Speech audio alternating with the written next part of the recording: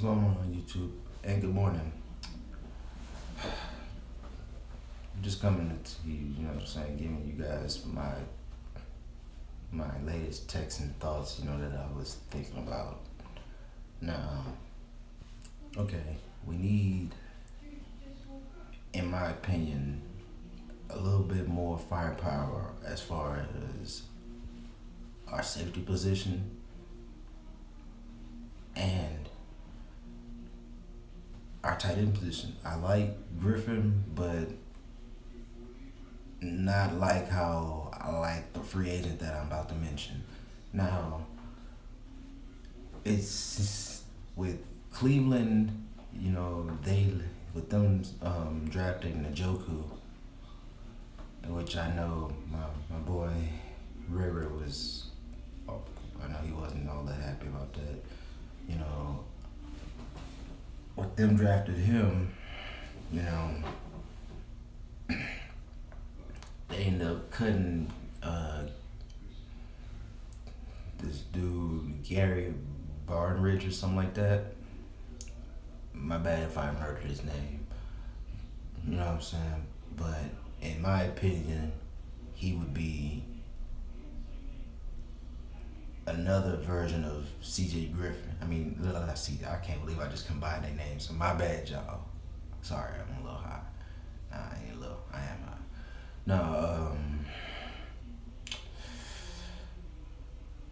But he reminds me of CJ Fedorowicz, you know what I'm saying? But much better route runner, better hands, and with him and CJ on the field, I really think, that'll force them to, just,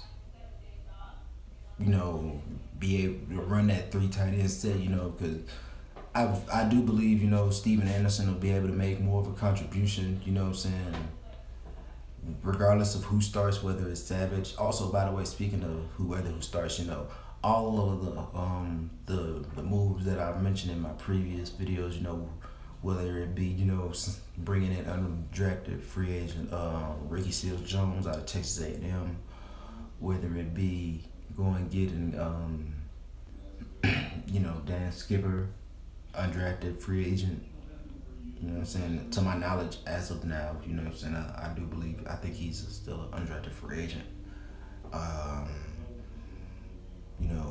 Like I said, signing LeGarrette Blount,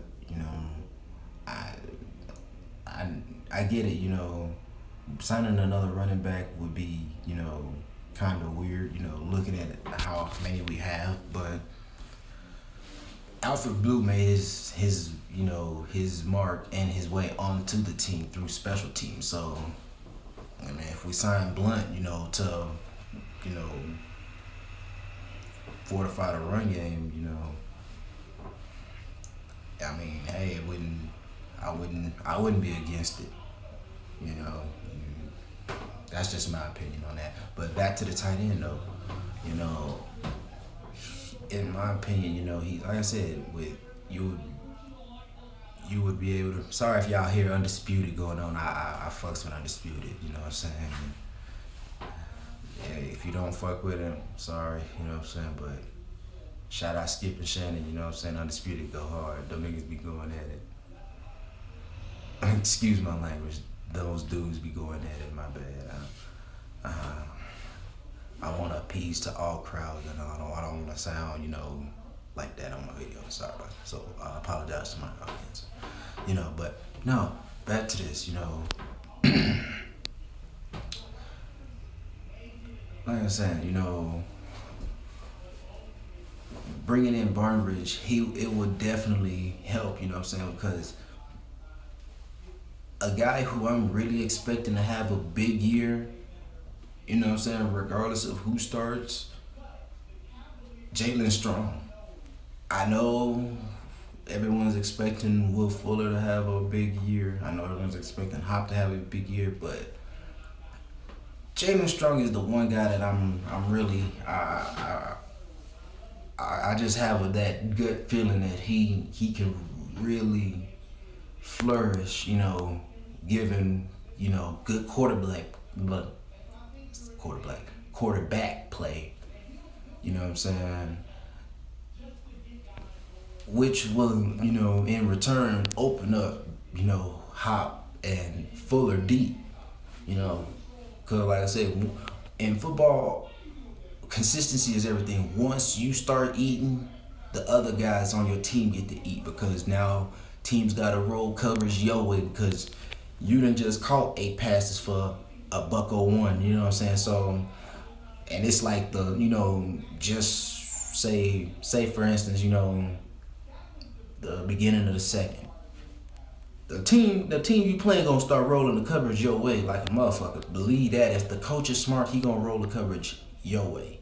You know what I'm saying? Which will open up, like in football how it's supposed to. You know what I'm saying? It will in return open up other guys. And like I said, when you go and you have Lamar Miller, Dante Foreman.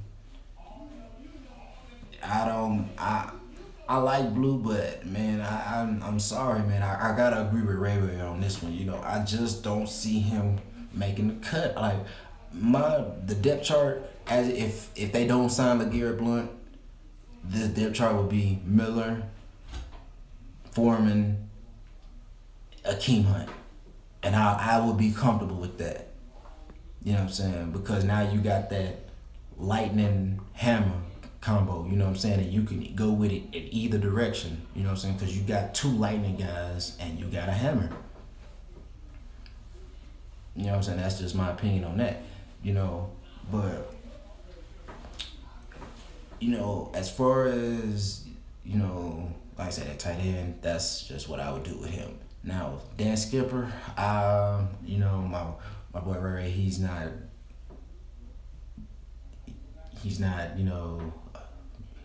a fan of him, and that's okay. That's just everyone has their their opinion and their right to have an opinion. Because he's pretty knowledgeable, just like I am. So I trust his opinion in some ways because a lot of his opinion is true. With his game and looking at again just from a size perspective, and this is why I like him. Not knocking with my boy Ray or anything like that. And anything or critiquing him, anything of what I just said. Like that. I'm not doing that at all. Just from my personal view on Skipper, looking at how Houston developed players, it would be a really good fit going down the line because height and length is, it's one thing. You can't it's just like speed. You can't coach it, And he's 6'10", and you get him sitting behind Brown. Like I said, he's an undrafted free agent, so it really wouldn't hurt you to bring him in. You know what I'm saying? It wouldn't cost you that much either. You know what I'm saying? You get him sitting behind Brown. You got Davenport, to play on the right side. Or depending on how you feel about it, if you do go and get Skipper, you can put Davenport where he's naturally fit, and have him playing behind Brown and have Skipper on the right side, learning behind or competing for that job, however, but I doubt that combination. It'll probably be in reverse, you know what I'm saying? But that's what, I like Skipper, and I think he could develop into a really good tackle, you know what I'm saying?